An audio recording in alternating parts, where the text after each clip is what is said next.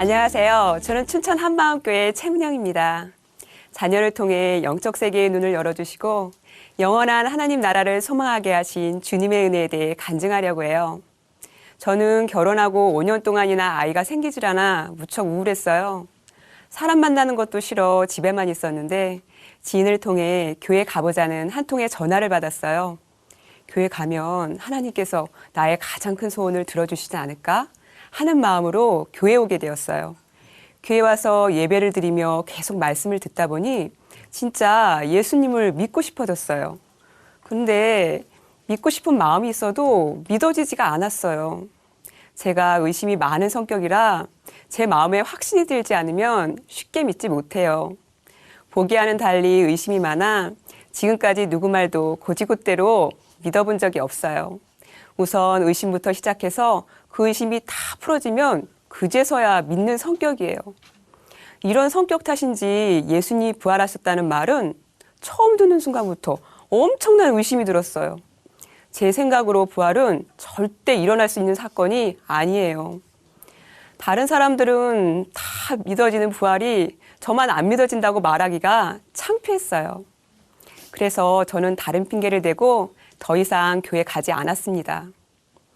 그러나 이 부활이 사실일지 모른다는 불안감이 있었어요. 그래서 교회를 떠난 지 5년 만에 두 아이와 함께 제 발로 다시 교회를 찾게 되었어요. 긴 시간을 돌아 교회로 왔지만 이 의심은 제게서 떠나지 않았어요.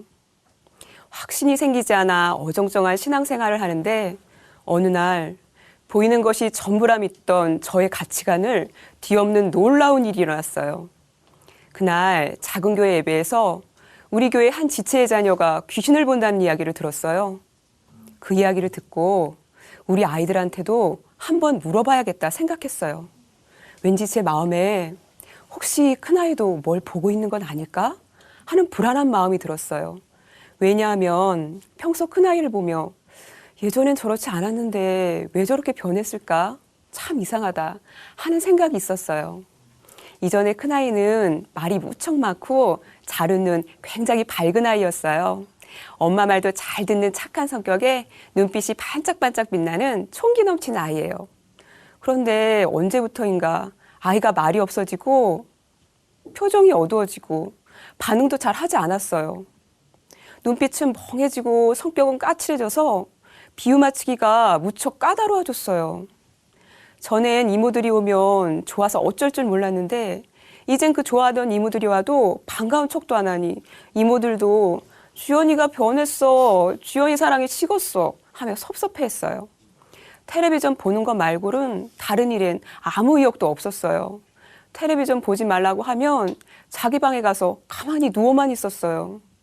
엄마랑 일어나 놀자고 해도 반싹 귀찮다는 듯 누워만 있었어요.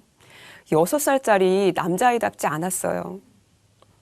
집으로 돌아와 아이들을 불러놓고 오늘 작은 교회에서 들었던 이야기를 해줬어요. 혹시 너희도 뭐 보이는 거 없니? 라고 물으니 작은 아이는 아무 생각 없는 해맑은 표정으로 아니요? 라고 대답하는데 큰아이는 왠지 난처한 얼굴을 하고 가만히 있었어요. 한 번 더 물어보니 난 보여 하는 거예요. 놀란 가슴을 누르며 뭐가 보여? 물었더니 사람 모양도 있고 괴물 모양도 있는데 우리 집에도 있고 어린이집에는 아주 많고 길거리에도 있어 라는 거예요. 전 너무 놀라서 정신이 없었어요. 이게 꿈인지 뭔지 믿어지지가 않았어요. 그러면서도 소름이 끼치고 두려운 마음이 들어 더 이상 자세히 물어보지 않았어요. 성경에서 수없이 귀신에 대한 말씀을 보았지만 그것이 실제라 생각지 않았어요. 마음은 두렵고 머릿속은 오만 가지 생각으로 복잡했습니다. 아이의 문제가 육체의 병이라면 병원을 데려가면 되는데 이건 도대체 어떻게 해야 하는 건지 가슴만 답답했어요. 답답한 마음에 작은 교회 지체들에게 전화를 해서 상황을 알리니 이런 일은 기도회에는 해결할 방법이 없다고 하였습니다. 전 당시 주일 예배와 작은 교회 예배 정도만 겨우 참석하고 있었는데 새벽 기도에 나가야겠다 마음먹었어요. 밥을 새고 새벽에 나가 하나님께 우리 아이를 살려달라 미친 듯이 부르짖으며 기도했어요. 새벽 기도를 마치고 집으로 돌아와 찬양을 틀어놓고 아이와 함께 말씀 암송과 찬송을 했어요. 제 말도 잘 따라주고 동생과도 잘 놀아주는 아이를 보며 어제 아이가 한 말이 사실이 아닐지도 모른다는 생각이 들었어요. 그래서 다시 또 물어봤죠. 주연아, 어제 보이던 귀신 오늘도 보여? 물었더니 큰 괴물도 있고 불덩어리도 있어. 아까 아빠가 점심 먹으러 왔을 때 2명이 따라왔는데 가지 않고 우리 집에 남아있어. 그럼 그 귀신이 너한테 뭐라고 말도 해? 귀에다 쏙닥쏙닥 얘기해. 뭐라는데? 엄마 말은 듣지 마라. 성경책은 다 거짓말이다 그래. 전 다시 가슴이 철렁했어요. 이 아이를 이대로 두면 정말 무슨 일이 일어날지 모르겠다 싶었습니다. 귀신이 우리 아이에게 무슨 말을 어떻게 속삭일지 두려웠어요. 매일 새벽마다 나가 간절히 기도했어요. 그 주 토요일 새벽 예배에서 전도사님께서 마귀가 지배하는 이 세상에서 우리 자녀가 살 수 있는 방법은 부모의 진정한 회개 기도라는 말씀을 하셨어요. 그 말씀을 듣고 나 혼자는 부족해. 남편도 함께 엎드려야 돼. 부모가 함께 회개해야 아이가 살 수 있어 라고 생각했어요. 가게에 있던 남편에게 전화를 걸어 아이의 상황을 정신없이 이야기했더니 남편은 저에게 미쳤다고 화를 내며 전화를 끊었어요. 그리고 저를 전도했던 언니에게 집사람이 제정신이 아니니 진정 좀 시켜달라는 전화를 했다는 거예요. 사실 교회를 다니는 저도 믿기 힘들었는데 남편도 얼마나 황당했겠어요. 남편은 제 말을 믿진 않았지만 그 후부터 신경이 무척 예민해져가지고 아이가 귀신을 보는 듯한 느낌을 받으면 엄마랑 다 나가버리라고 소리쳤어요.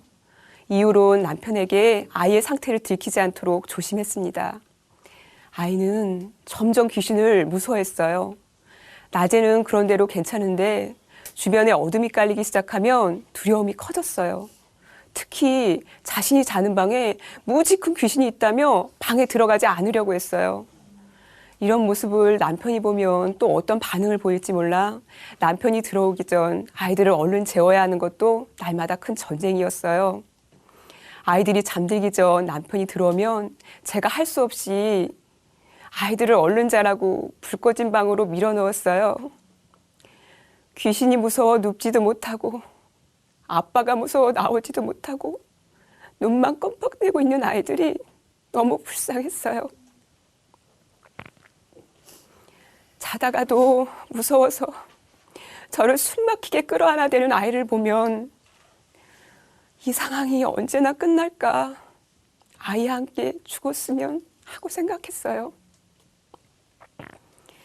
귀신을 건다는 것을 안 후부터 집에서 아이들과 함께 예배를 드렸어요. 그런데 제가 아이에게 성경 말씀을 읽어줘도 말씀을 못 들을 뿐 아니라 정신이 하나도 없었어요. 알고 보니 귀신이 아이 귀를 막거나 제가 말씀을 이야기할 때마다 계속해서 다른 얘기를 해대니 아이가 정신을 차릴 수 없었던 거예요. 이때는 우리 가족 모두에게 공포가 임해 있었어요. 아이들은 물론이고 저와 믿지 않는 남편까지도요. 남편은 무서운 것을 모르는 사람이었는데 그때는 혼자서 잠을 자지 못했어요. 우리 모두가 꼴보기 싫다며 거실에서 혼자 잠을 자다가도 방으로 슬그머니 들어왔어요. 혼자 자고 있으니 소름이 끼치고 무서운 생각이 든다고 했어요. 하루는 혼자 자다 얼핏 눈을 떴는데 온몸이 파란 아이가 자신을 보고 있는 모습을 보았다는 거예요.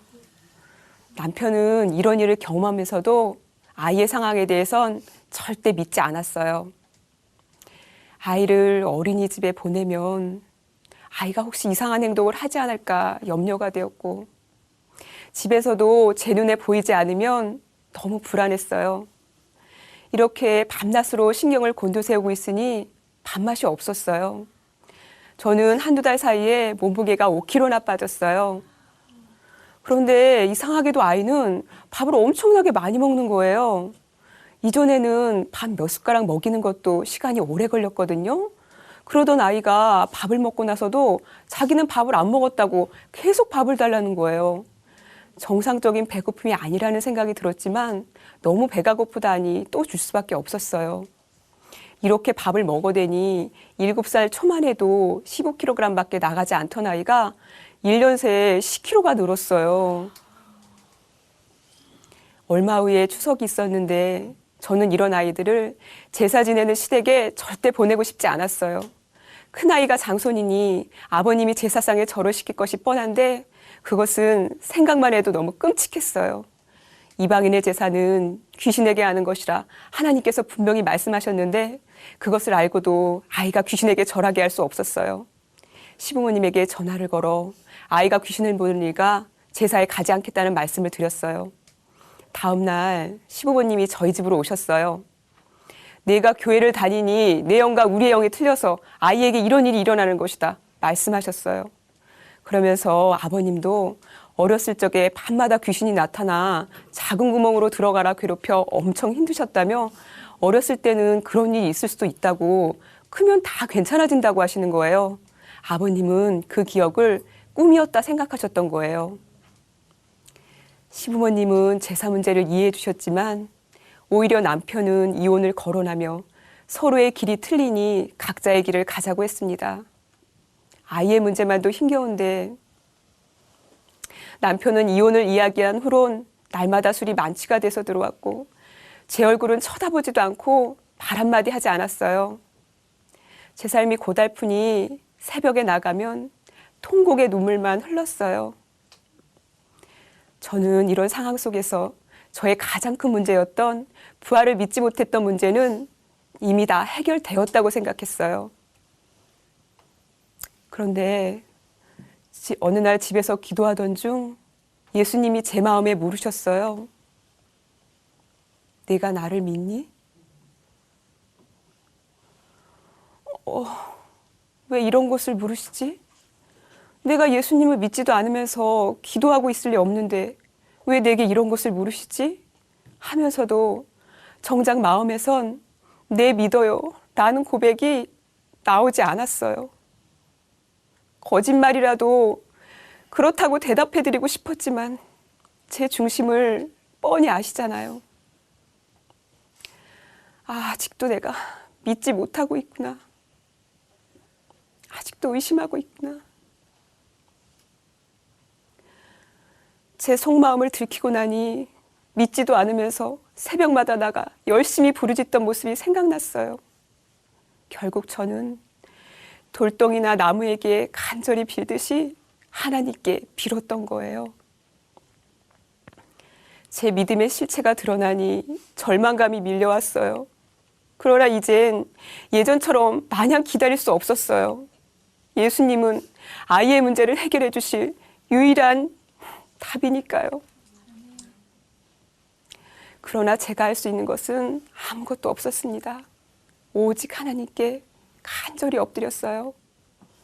하나님, 저와 아이들을 살려주세요.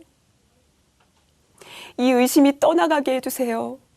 부활의 주를 만나게 해주세요. 제게 믿음을 주세요. 부활을 확증하지 못한 채 가슴 타는 시간을 보내던 어느 날 새벽에 일어났는데 제 머릿속에 명불허전이란 사자성어 하나가 떠올랐어요. 많이 들어본 사자성어이긴 한데 정확한 뜻은 알지 못했습니다. 눈 뜨면서 제 머릿속에 떠올랐던 명불허전이란 사자성어는 바쁜 아침을 지나 점심때가 되도록 계속해서 제 머릿속을 맴돌았어요. 이 사자성어를 사전에서 찾아봐야 되겠다는 생각이 들어 집에 있던 사전을 펴들었습니다. 제가 찾아본 사전에는 정확히 이렇게 쓰여 있었어요. 명불허전. 이름이 헛되이 전해진 것이 아니오. 마땅히 전해질 만한 실상이 있어서 전하여짐. 이름이 헛되이 전해진 것이 아니라 마땅히 전해질 만한 실상이 있어서 전하여졌다. 실상, 실상, 실상. 그 순간 제 눈앞이 아득해졌어요. 이 실상이란 단어가 제 가슴에 와 박혀버렸어요. 예수님이 죽으시고 부활하신 이 사건이 실상이었구나. 예수님이 진짜 살아계신 하나님이시구나. 그 순간 제 머릿속이 백지장처럼 하얗게 되었어요. 제가 지금껏 가지고 있던 모든 가치관이 다 날아가 버리고 머릿속이 텅 비어 아무 생각도 할 수 없었어요. 단 하나. 제가 살아계신 예수님을 철저히 무시하고 살았다는 엄청난 두려움에 파고 떨었어요.